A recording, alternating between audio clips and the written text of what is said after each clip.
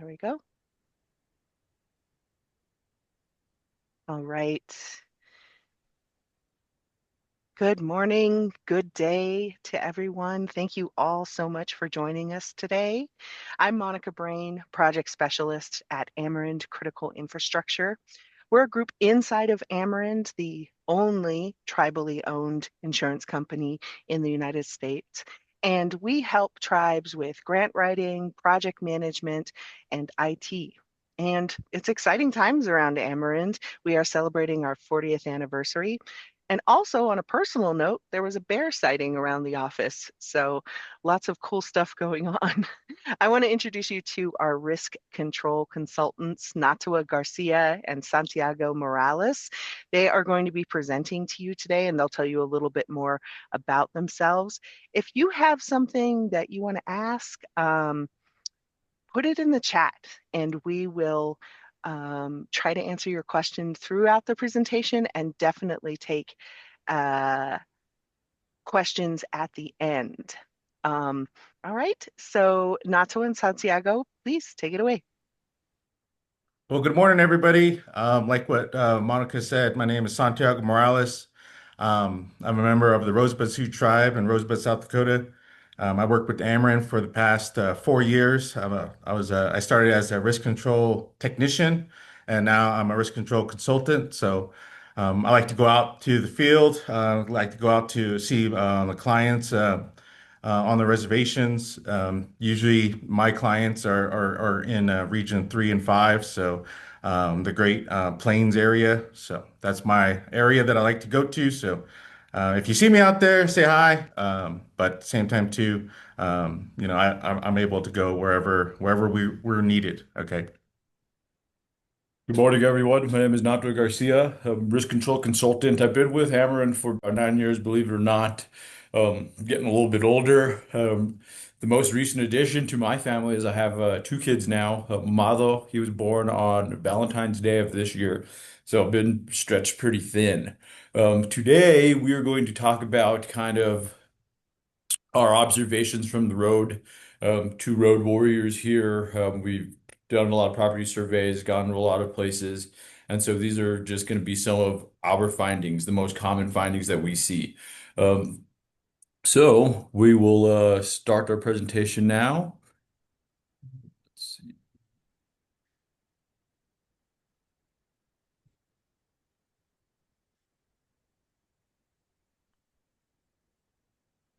Okay.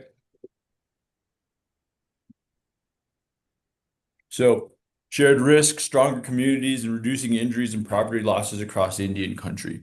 So today we're going to talk about, an overview of our risk control team.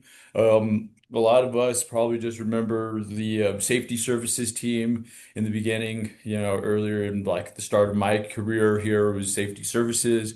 We've slowly evolved to be risk control consultants, a lot more consulting, a lot more train the trainer, a lot more consultations. We'll talk about a loss analysis, what goes into the loss analysis, the programs that we're looking at specifically for this program are the Indian Housing Block Grant, our tribal governments and businesses, and our workers' compensation programs. And we'll talk about the top five most frequent perils for both. So why does this matter? As you know, as Native nations, we face unique challenges. You know, Geographical remoteness. Santiago would be the first one to tell you, especially being in the Great Plains, how far things are. Right, the 4 hour drive, a 5 hour drive is, pretty normal, pretty standard.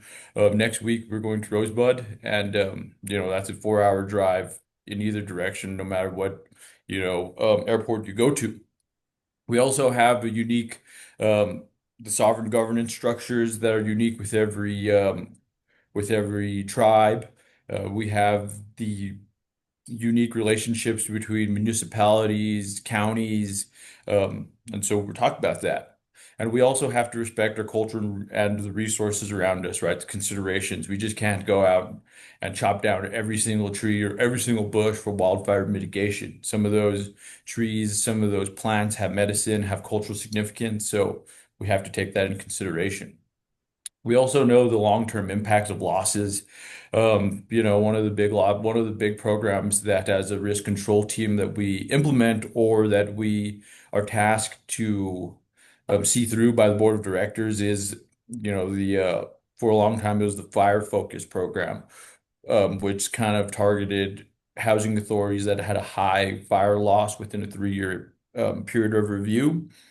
And so that financial strain, especially moving into the different levels of that program with 15% added deductible or 15% added to the premiums, $15,000 deductibles with no credit adjustment. So we do see those long-term impacts, especially for the losses.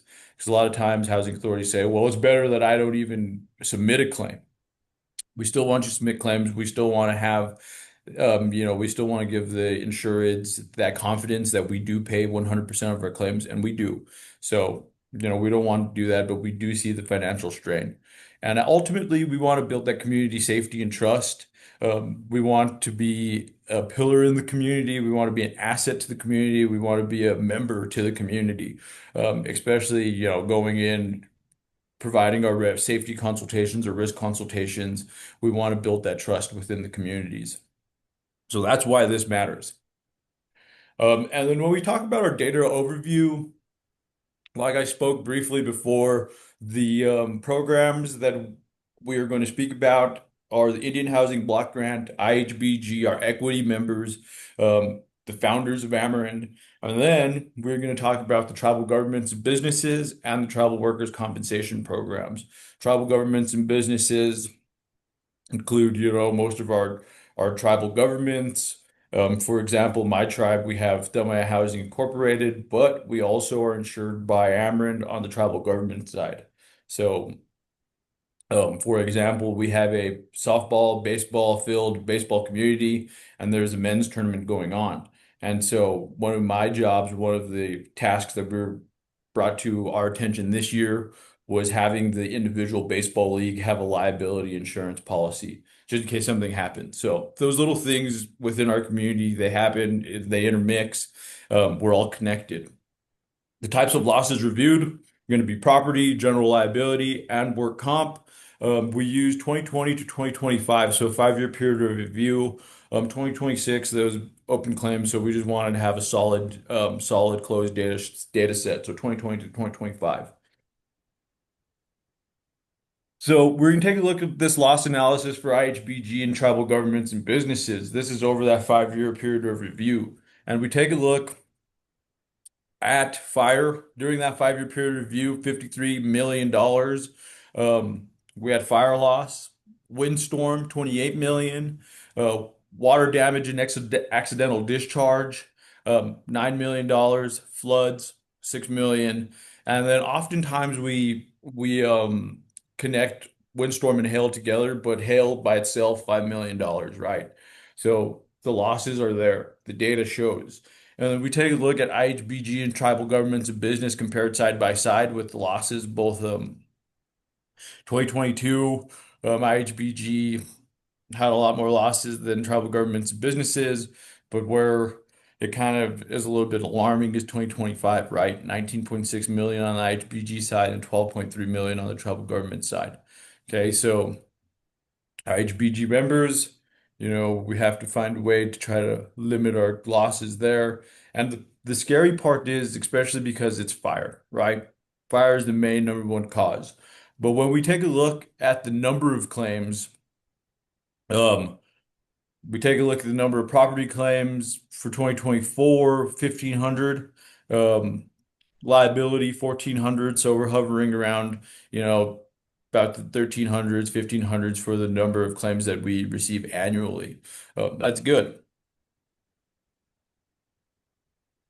When we take another look, when we break it down, tribal governments and businesses compared to IHBG members, Uh, our IHBG still is the number one, right?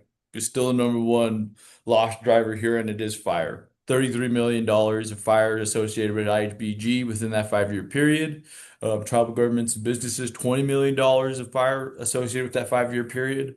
But the other one that's really alarming is the windstorms, right? Windstorms, $12 million tribal government side. Windstorm 16 million on the IHBG side. So what does that tell us?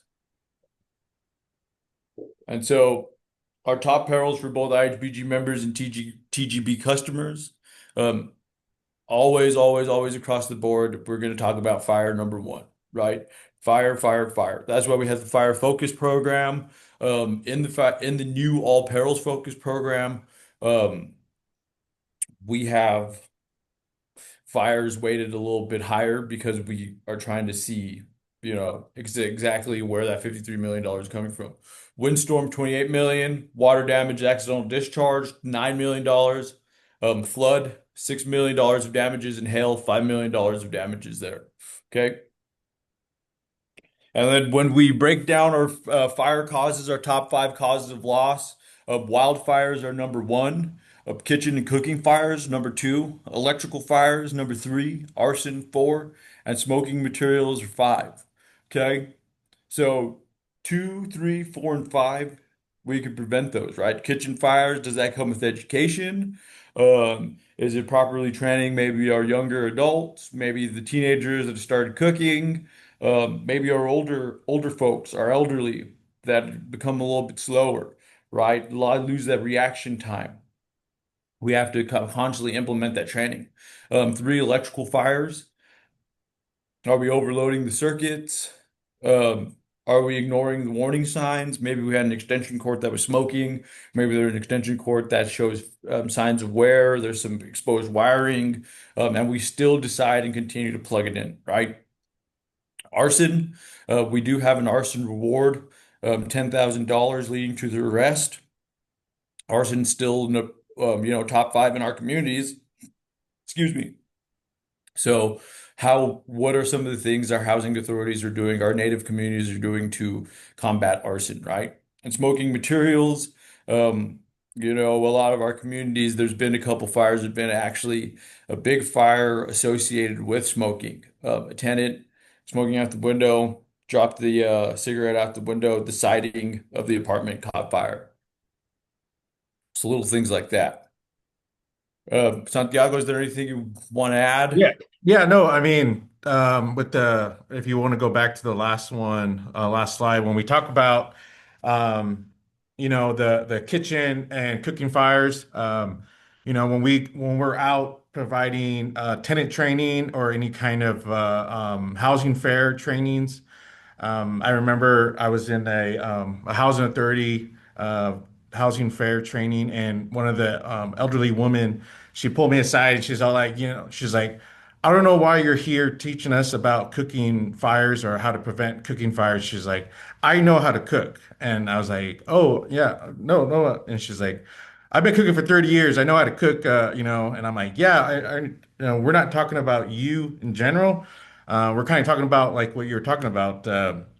People, this is their first time cooking or their grandkids or whoever, and they don't know what to do. So they'll have a grease fire, and for them, not being used to cooking grease or anything like that, they just put water on it, and all of a sudden there's a big fireball, and they get scared and they run away and everything like that. So that's the kind of things that we want to make sure that we teach to our tenants is like, we're not just talking about you, but we're talking about anybody else in the home that is capable or allowed to cook in the kitchen, Same thing too with smoking materials, uh, with my tribe in Rosebud, we do have, a volunteer fire department, but we also have BIA fire, and my reservation, BIA fire does not do structural fires. Their job is to make sure that the fire doesn't catch, on the ground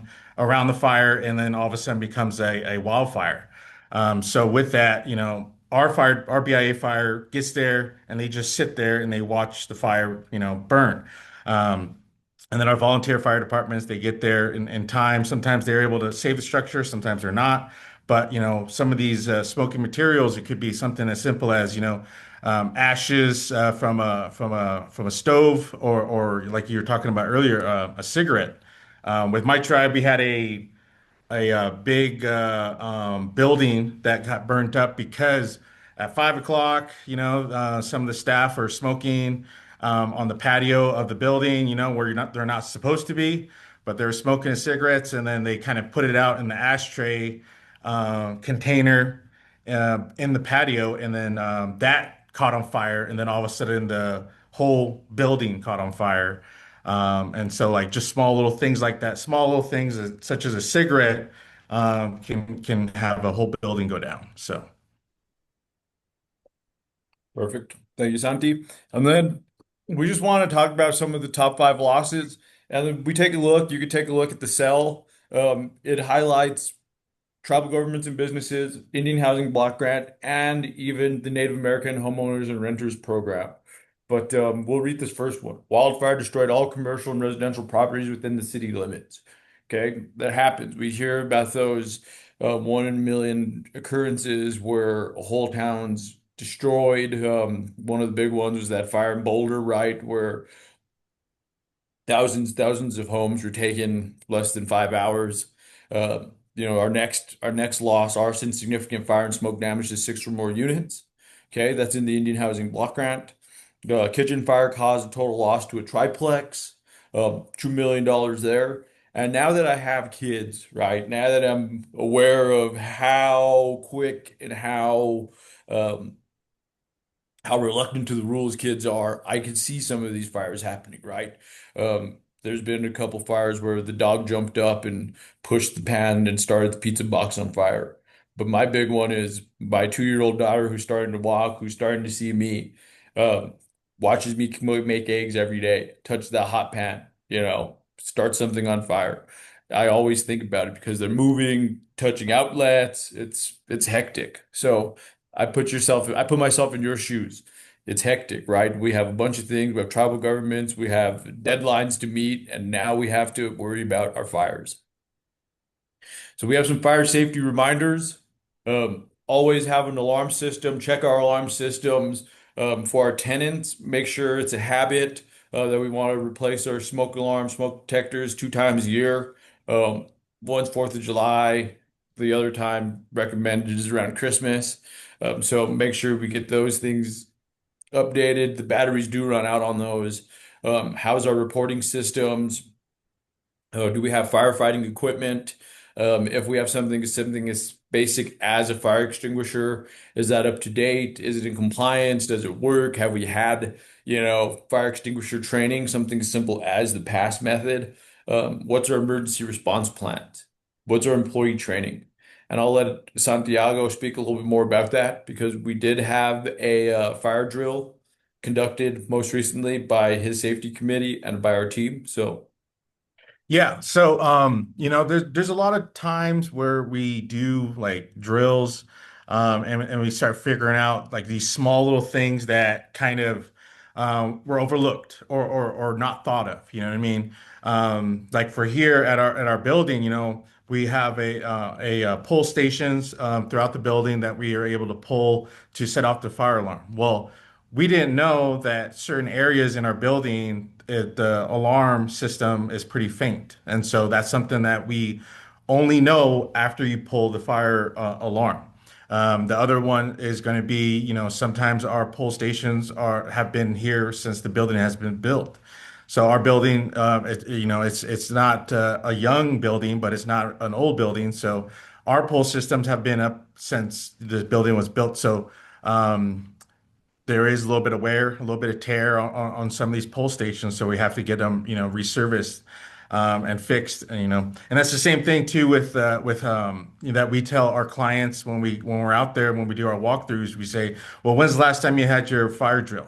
And sometimes they'll be like, we've never had one, and sometimes they'll be like, oh, we have one, yearly, which is fine. But it's the fact that we ask that question. We when we're doing our walk around, we ask questions that seem outside the box, but at the same time too, it kind of sheds light on some of the things that are kind of put on the back burner. Same thing when we talk about fire extinguishers. Some facilities that we walk around and we do our walkthroughs, like in the TG or IHBG, they have fire extinguishers, but sometimes they've been up for 20 years. Sometimes they've been up for they haven't been serviced for a long period of time, or they've been hanging on the wall for 5 years in a row, like nobody's ever checked on them. That's one thing. Other thing too, when we talk about tenants, some of those homes, they have non-rechargeable fire extinguishers, and sometimes those fire extinguishers have been there since the building has been built, so like 20 years.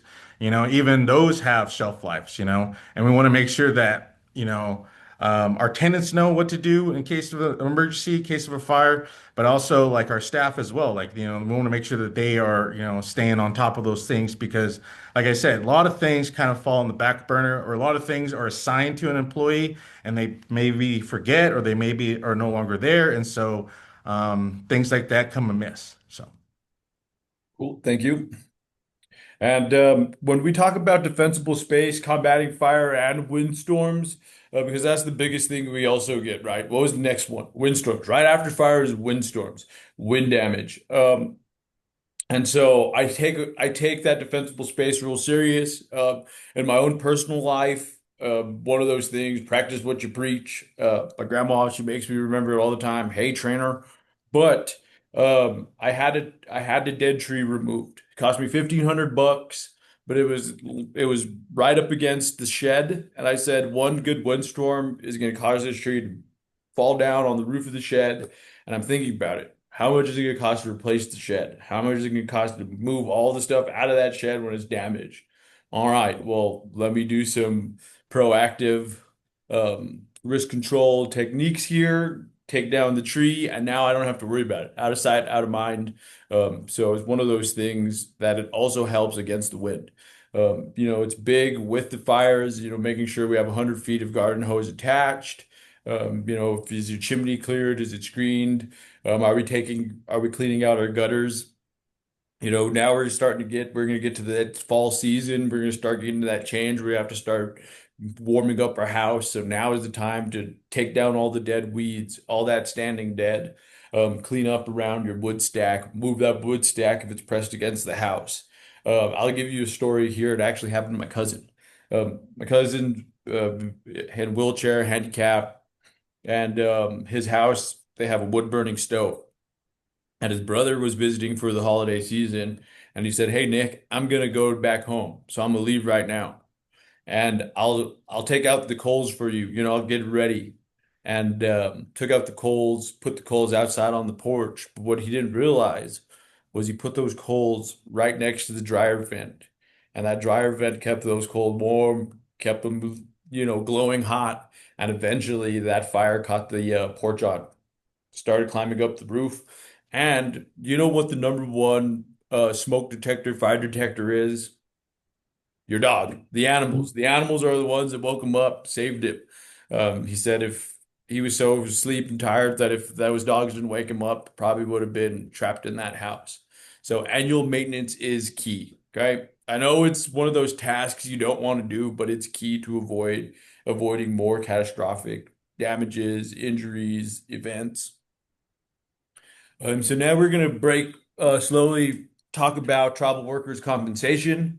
Um, our top five losses here, believe it or not, slip, trips, and Hey, falls, number one. Natwa, can I Yes, jump in real quick? yes. Um, Someone in the chat wants to know before we move on, if a fire extinguisher is outdated, can they be recalibrated or would you suggest just replace them? Santi, What? That kind of depends on like your location, right? So sometimes, some of the places that we go to, it's very rural. You're kind of out there in the sticks, and so you don't have a place nearby that you can take all your fire extinguishers to be recalibrated, or to be go through the hydrostatic testing and stuff like that. So sometimes that might be the issue that you might say, okay, well maybe.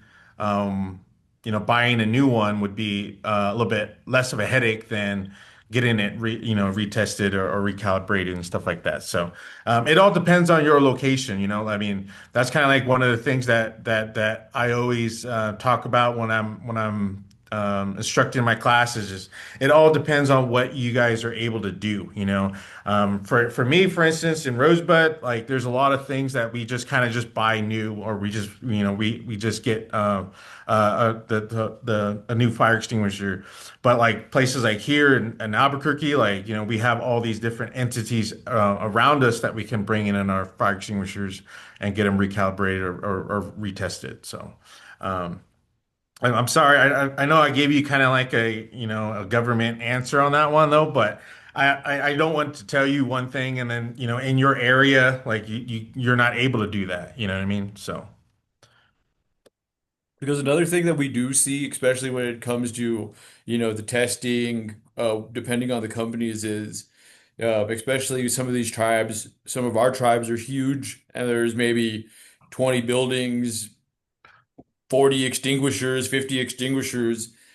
These guys get a little bit tired, they get a little complacent, and we're like, well, two of those or all the extinguishers in the tribal government building were updated, tested, but when we go to, let's say, um, the Taro building or the Tipo building, uh, they weren't tested. And it's like they were here the same day and they skipped two buildings, and yeah, so it's just yeah, always, always, always making sure. But one of the things that we can do to ensure that our fire extinguishers are, compliant and working shape is every a month, and this is something we do here at Ameren.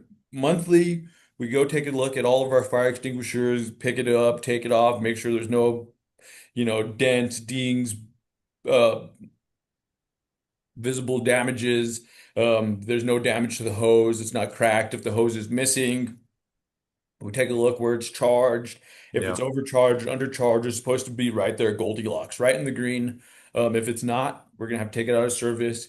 If it's missing a plastic tamper seal or the pin, we're gonna have to take it out of service. So it's just one of those things, making sure that we have the habit of, monthly going out, picking it up, shaking it, mixing up the contents, and inspecting your fire extinguisher. yeah.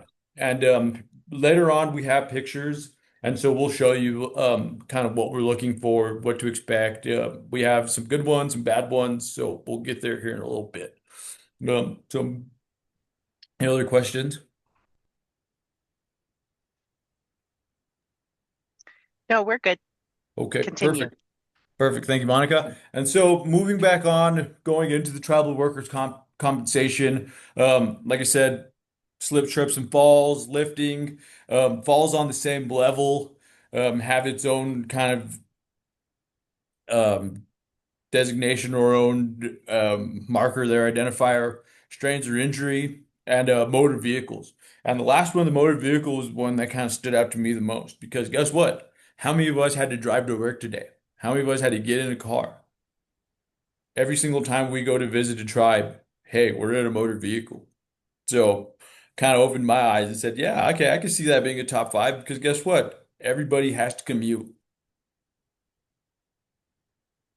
Okay, and so just a little bit of the some money behind the slip, trips, and falls, $4.4 million in that 5-year period, lifting 1.8 million, strainer injury, $1 million, motor vehicle, $1 million, and then twisting, 800,000. So you don't have to raise your hand, you don't have to add it in the chat, but just think about it. In the last 5 years, were you maybe injured with a slip, trip, and fall? Maybe you hurt your back lifting something. Maybe you had a muscle strain. Maybe you're in a motor vehicle collision. Maybe you had a freak accident picking up your kid and you were twisting. But in 5 years, were we, injury free? Were we 100%? Because I can think of 5 occurrences in the last 5 months where maybe I tripped over something because I didn't turn on the light because I was trying to be considerate to my family. But think about it. Those all happen. They happen at a very high occurrence and at high frequency.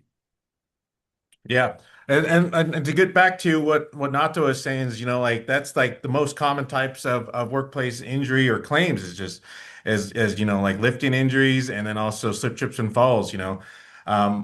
a lot of the clients that I go see and I talk to and everything like that, when we talk about slip, trips, and falls, they know exactly the areas that I'm talking about. They know, when I'm doing a walkthrough before I, do my risk assessment of the building, like I see all these little band-aids that they put on, some of these areas, like if there's a pothole or if there's a metal grate or even like some kind of platform over like a hole, like. I see how they just kind of put like a band-aid over it and then they forget about it. Or they're waiting on somebody else to tell them like, hey, fix this, properly or whatever it may be. And then all of a sudden, slip, trips, and falls is, it's not just one employee. All of a sudden, it's three, 10 employees, hurting themselves on the same issue. You know what I mean? And it's like, when are they going to like, or when is it actually going to be fixed instead of having band-aids over it? You know what I mean? Perfect, thank you.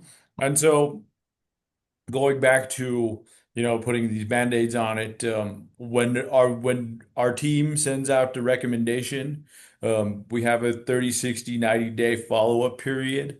And so, we don't want to take these, we don't want the insureds or the members to take these recommendations lightly. Like Santiago said, 10 people could be injured in the same spot. When we Mhm. get to the from the road portion where we have pictures, I'll tell you guys some stories about certain areas. It's sad because all it is simple housekeeping procedures that prevent the majority of these injuries from happening. Mhm. But we do have some emerging issues. We can think about it from a community standpoint. We think about it from the United States of America and world standpoint. But we have substance abuse connections, we have meth and fentanyl issues, and underreporting.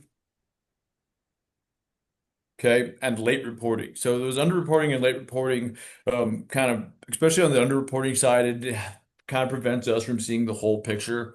Uh, Especially, there's been a couple of the clients that we've had on work comp injuries, uh, especially dealing with stealing. Just let that person run out of the building um, with the $5 bag of chips or the $5 lighter. Because think Yeah. about it. Is that $100,000 claim? Is your life worth that $5 lighter, that bag of chips, maybe that 40 of high gravity? Probably not. Okay. So that's one of the things that we changed on the procedure side for that insured. But it takes time. It doesn't happen overnight. It takes time. Yeah. Yeah. And then also when we talk about late reporting, that's another thing too. It's 5 o'clock on Friday. Nobody wants to, if they get hurt on the job, they don't want to tell their boss until, they want to tell them like on Monday or Tuesday whenever they get back to work. But like you have to report it to your, immediate supervisor immediately. You know what I mean? Don't wait and, because you don't want to, cause a ruckus or anything like that. If you do get hurt on the job, you want to report it to your supervisor like ASAP. Whenever I talk to clients when we're out in the field, I always ask them, I was like, if you get hurt on the job site, when should you report it to your, manager? When should you report it to HR? And then a lot of people look around because they don't know how to answer it. They don't know what to say. Some people say immediately. Some people say within 72 hours. Some people say next week. It's like, and then you want to make sure that everybody is aware of the timeline. When should you report it? And I always tell everybody ASAP. You know what I mean? Get that paperwork started, get it documented, and then, go to the doctors, to get checked up on, because one small little thing can grow pretty big.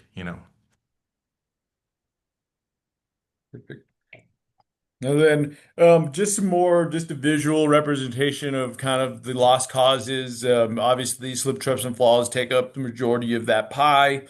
Lifting second, motor vehicle and strain or injury, goes on. So what tribes can do now?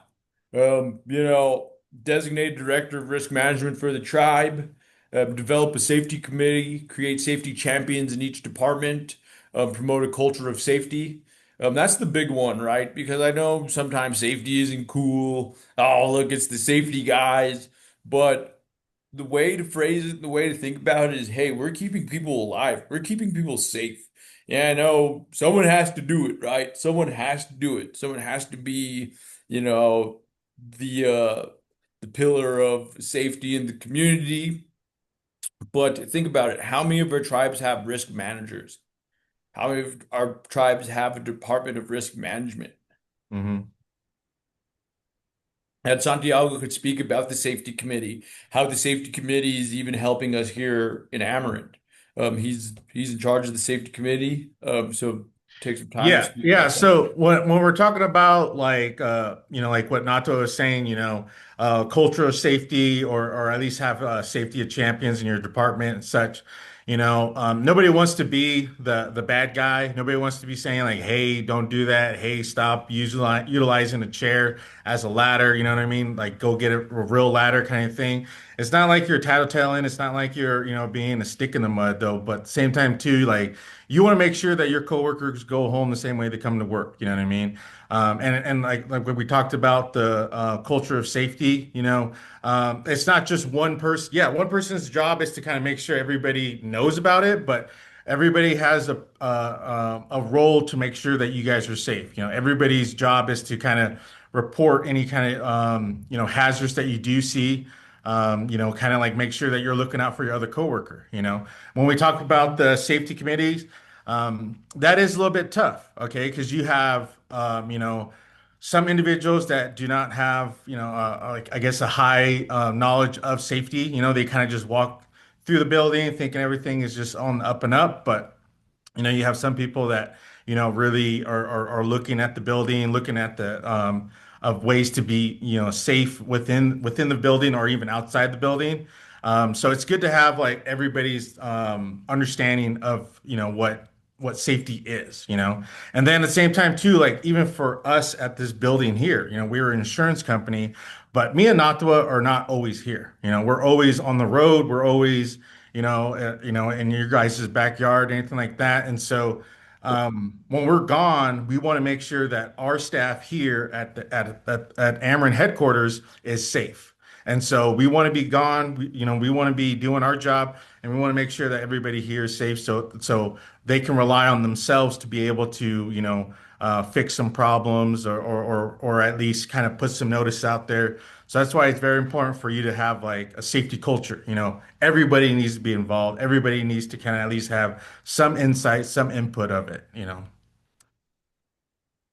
Cool. Awesome. Thanks, Santi. And then, when we talk about this risk assessment, hazard analysis, we have to evaluate each hazard by the likelihood and severity. And so we know those, right? Those occurrences, those frequent occurrences, right? Identify those who may be harmed, employees, tribal members, visitors. The other thing about that, especially because we tend to forget, right? Because we're so ingrained into our communities that sometimes we forget that maybe that teenager is now a employee, or that your grandma is now in a different capacity, right? And they're just not there to visit you. Hey, they're employees. Those are valued members of our working system here. So it's just not like at the house, there's things we have to follow, right? There's rules, there's procedures. So we have to identify those current risk controls for effectiveness. We have to implement additional control measures if needed. Record your findings. So this is always constantly evolving. There's just we don't do it just one time. We do it one time, and then we see where we need to change. We do it again, see where we need to tweak it one more time, because there's no such thing as perfect. There's Hmm. no such thing. Okay. There's always going to be somewhere where we get a little bit better, right? And it's one of those things that our CEO, he tasks us, be better than we were yesterday, right? Just try to be better. And it's that thing, especially on the risk management side, the risk assessment, where we are going to find something where we could fine tune it, make it better, make the process a little bit easier for us, right? Yeah, and And then so, oh, especially when we're talking about, recognize the hazards or at least evaluate the situations, and within our building. When we're doing our risk assessments, when we're doing our walkthroughs or trainings and stuff like that, when we talk to our, clientele and we're providing the training and we say like, what kind of hazards do you guys have in the building? Like everybody in the building knows about those hazards, about areas where, if it starts to snow, it's going to be slippery because the fact that the sun doesn't go there, but people, that's where like the parking lot is. So, employees walk that way, and they know, okay, there's going to be an ice puddle here. I got to walk this way or that way. Like, if you know about these hazards, yes, that's good that you know them, but try to eliminate them. Try to evaluate your risk assessment of your own facility, and then try to, find ways to kind of eliminate those. So the public, the tribal people, the elders, they don't get hurt just because they don't know your facility as much as you do. Perfect, thank you. And then so now we kind of got to our show and tell portion, notable hazards from the road. Like we said, fire extinguishers, big ones that we see. All of these extinguishers are either from 2000 or 2003. And these pictures were taken, what would you say, 2019, 2020, maybe as early as 2024? Yeah, like the one right here where my thumb is, I hate my thumb because it's always in a lot of pictures, and so this one, so yeah, that's my thumb. That was taken within this year, but as you can see, the last time that fire extinguisher was serviced was in 2020 or 2000. Yeah, so 2000. So obviously that fire extinguisher has been hanging up on the wall for, like 26 years, you know what I mean, or 25 years. So um sometimes it's when I do my walkthrough and I see these fire extinguishers, I'm like, wow, like I'm like in shock, literally. And sometimes, I want to kind of let them know like, hey, you need to get these service, you need to get a new fire extinguisher. Sometimes, it falls on deaf ears. Sometimes I go out to a clientele, I see a fire extinguisher that's been there for like 20 years. I let them know like, hey, you need to get this service, and they said, oh, okay, we will. I go out there next year, fire extinguisher's still there, that like that this fire extinguisher, sometimes like I would put my thumbprint on the dust that's on the top, and then if I go out there a year later and I see that my thumbprint is still there, I know they didn't do nothing, or I know they just kind of like walked away from it. And so our job, like what Nato says, like when we see these things, to let our clients know, to let them know the importance of it, and then stay on them to see if they can, get them fixed, get them replaced. That's why we have the 60, 30, 90 days. Cool. Then, continuing, this area right here specifically, we got called in for slip, trip, and fall hazards, and you can see dirty floor. This was 8 o'clock in the morning before the first shift, and the floor is this dirty. If you can see, there's kind of like a grease film over it, and this is near a dishwashing station. So water, grease, and a mat, what's going to happen? It's going to create a super slippery surface. Broken knee was associated with that specific floor. And then we take a look at the picture on the right. Two notable things. Obviously, floor dirty, trip hazards everywhere, but the emergency exit is blocked, right? The emergency exit is a hamper. So if take a look at your buildings. If there's any exits, emergency exits that are blocked and that prohibit employees from exiting, please get that fixed right away. This is the number one thing that drives me insane, is having those emergency exits blocked. Yeah. Okay, and then here, just something real simple in the warehouse side. What did we say? Slip, trips, and falls, leading cause. Here we have extension cords kind of thrown out through common walking areas, water hoses through walking areas not picked up, and all that just goes back to the basic housekeeping, right? I know everybody, if you were fortunate enough to go to your grandma's house, they probably had that sign, right? If you see a spill, if you spill it, clean it. If you open it, close it. So it's just all those common kind of good housekeeping tips we're all raised with. Hey, the same applies to our office and to our workplace.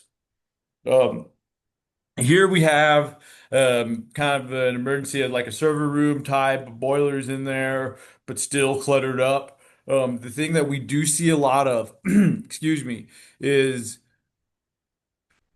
all of these neon signs connected to this little power strip here. If on the back end side, it's daisy chained to another power strip. We don't want to see that. Okay. We want to make sure that everything has its own individual outlet powered by itself. But when you start daisy chaining these outlets, the hazard becomes great. Um, this particular hazard here, probably one of the most unique ones I've seen, that I've been a part of with the ride up. Um, Here we had a patron run through the porch. You could see these white pillars. Well, the two the two by fours here were white pillars, but a car ran through. And here, right in the middle, by the natural light sign, that's a cardboard box that is keeping, um, I guess, critters from entering the building. But um, that was a pretty unique um, event that we had to go to, a unique property survey. But we see it. That's what happens. This is kind of what we see on the field, what we what we do. And then here on this hazard continued, I'll let Santiago explain um, kind of what was here that he saw. Yeah, so this was one of our clientele out there in the Great Plains area. As you can see on the picture on the left, that is a light fixture. And then the reason why you cannot see the light in that light fixture is because it's covered with water. There was a leak on the roof. That leak dripped into the light fixture. The light fixture filled up with water, and then it popped off the hood, and what's holding it up is actually the wires. The wires are holding up the light fixture within that. The when I talked to the gentleman that was in charge of the building, he said, "Oh yeah, that just happened this morning." And I'm like, "Okay, well, that's a lot of water for this morning, and it hasn't rained yet." So that was just a risk assessment on that part. And then also when we talk about fire extinguishers in the kitchen, we want to make sure that those ones are up to date, always serviced. This one here, it hasn't been serviced for quite some time. As you can see, it has a lot of grease and buildup onto that fire extinguisher itself.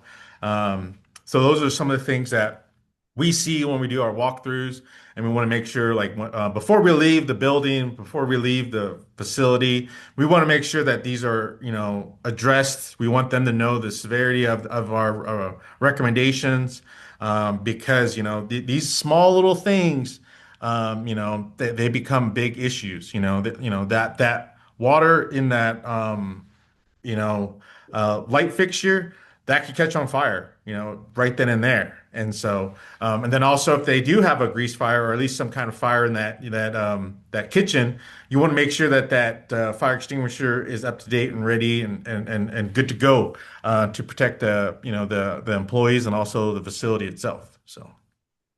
Perfect. So this is also another clientele that I've been to. This one on your left-hand side is extension cord, and then a lot of different wires. One of the wires were for a heater that was underneath the desk, and then you have the cords and wires that go to the tower that's on the ground right there. And that is a heavy or high traffic area that employee is always coming and going. And so we see that as a trip hazard. I remember I asked this individual if they've ever tripped on these cords, and they say, "Yeah, I at least trip over them like once a day." And I'm like, "Okay, well that's a big no-no." And we our job is to kind of educate at that moment to kind of explain why that's you don't want to have that. And then the picture to the right, that happened here at our facility. We had a extension cord that was, or power strip that was plugged in, and there's only one thing that was plugged into that power strip, and that caught on fire. And then, well, it didn't catch on fire. It started to smoke, and then it started to spark, and then we were able to unplug it, and the half of our building kind of smelled like burnt wire. But, that's something that kind of falls, on the wayside also sometimes, maybe this power strip was outdated. Maybe this power strip, didn't have a surge protector or it tripped. And so some of these small little things can cause a big issue. So that's why it's very important for us to do these small little hazard assessments of our own facility because small things like this become big problems. Perfect. And then just to add on the extension cord, especially here in the office, a lot of times, right, we preach being proactive, but here we got caught being reactive. Yep. What happened? The IT department had to stay extra hours, ensure, all of our power strips that were utilized in each cubicle was good to go, was under warranty. Then they went back and tested, heat checked all the wiring in the cubes to make sure that, hey, it wasn't faulty wiring providing power. So, costly, reactive. So once again, make that choice, be proactive, do these little assessments, take the time, especially if someone says, "Hey, I recommend doing this." I would not take it lightly. I would take it with a little bit of urgency and, take that next step because guess what? We could have lost our whole entire building. Yep. We got Yep. lucky. We got really, really lucky. The entire building could burn down to the ground. Yeah, and then also with that power strip, like in that area, that was the only old power strip that we had. Like we had all brand new ones, but obviously we missed one. You know what I mean? And that caused the issue. So. Cool. And then moving on. So yeah, this is also another thing that we do see a lot of slip, trips, and falls. As you can see in the picture in the center, there's an extension cord that is powering the saw that's on the other side of the stairwell. But that is a trip hazard right there with the extension cord just hanging out right there. And then also on the stairs on the left and the right side of the pictures, you can see that each stairwell has boxes, material. Those are trip hazards also. It could be something, the fact of somebody going up the stairs and they trip on the box or going down the stairs and their weight of stepping on the stair will maybe have the materials fall over and then all of a sudden they slide down. I think those boxes that are there, they're boxes of nails. And so obviously nails on a stairwell are a no-go. And so we want to make sure that stairwells are clear of any kind of trip hazards. Cool. Thank you. And then also take a look, right? Because how many times are we walking up the stairs to pick up a box or take away the paint? That's where those awkward lifting, overreaching claims come from, is reaching from a weird position, overreaching, extending to try to not walk up the stairs. So I take a look at that and I also say, hey, that's where probably some of those lifting injuries come from, Yep. those lifting claims, because come on, let's be real. We're gonna go walk to the side of the steps, pick it up over our head. Oh my gosh, I didn't realize it was this many nails. It might drop, right? It might fall on us. So Yeah. we see it a lot. So additional measures. Partner with Amarin Risk Control, like Santiago and myself have been saying every slide. Conduct those regular safety inspections. Offer basic safety training for all staff. It doesn't have to be something elaborate. It could be something simple. 5 minute talks, little toolbox talks. My big thing is, especially when you come back from the weekend, maybe that Monday, maybe that Tuesday, just getting back that safety mentality, right? We tend to get a little bit complacent on the weekends because, oh, it's my time. I don't have to care. It's me. I'm the one getting in trouble. No. So we come back to work. Hey, guess what? We're all back for the common goal, and that's to get home safe. Like we said, install and maintain smoke and carbon dioxide or carbon monoxide detectors. Um, Keep walkways and parking areas clear and well lit, and then use safety signage when applicable. And something as simple as, cleaning up that wet spot, right? Oh my gosh, we spilled some coffee. It's not my job. I don't know where the mop is. The least thing you could do is put up that sign, right? Put up that signage. Make it known. Hey, there's a spill here. Please don't walk through it. Okay. So please, please, please. And then just some takeaways. Um, Constantly know the policy, right? Recognize, understand the importance, understand your duties, know how to perform your duties, follow the schedules, and ultimately take responsibility. But when I talk about understanding the duties and knowing how to perform the duties, think about a new employee, a new hire, maybe an employee that's been at the company for a long time, but now has a different job assignment, is in a new department. Um, it's human nature. We get a little embarrassed. We want to say, yeah, we know how to do things. Yeah, I know how to do it. I know how to do it. But we have to truly understand those duties, especially if we have some closed down or we open up the building. What are our duties? I think about it all the time. Like, oh my gosh, I forgot my defensive driving books. I have to open up the building on a Sunday. Oh, I get so nervous. Do I have to set the alarm? Do I, shut the alarm down? So knowing how to perform those duties, half the battle, right? If we're in housekeeping and we have to uh, maintain a certain project or a certain area, ask, hey, am I doing this correctly? Hmm. And I know a lot of times people say, I don't learn that way. I wasn't taught that way. But hey, we're at work, all right? We have to know how to perform those duties to ensure others are safe. Okay? Yeah, and then also when we talk about like, understand your duties and stuff like that, like, yeah, what not to have said that, sometimes you might be working for the company for X amount of years. You've probably been doing this job, this role for all those years, and then you have to do something a little bit different. So you have to learn. And then also sometimes some of the information that you learned day one, 20 years ago is going to be different, And then, some people, when you ask them like, hey, do you know how to do this? They're like, yeah, but in actuality, they don't, and then all of a sudden they spend the time trying to figure out instead of actually asking that question, hey, what am I doing wrong? Or how do I fill this out? Or what do I, need to do to make sure that I'm safe? And then whenever we're teaching classes, we always ask everybody, like, do you guys know your policies and procedures? And sometimes they say yes, sometimes they say no. Like, I remember when I worked for my tribe, our policies procedures was a phone book. And I know probably some people don't know what a phone book is, though, but a phone book is like something that's like 2 inches long and it's big and it's like you have to know every page to know exactly what to do on how to make sure that you're safe. And so understand your rules, understand your duties, and then follow procedures. And then lastly, like you said, take responsibility. If somebody gets hurt on the job site because of something that you did, take responsibility for that. We want to make sure that everybody's safe. Cool, thank you. And thank you. I appreciate you guys and your time for coming on, attending.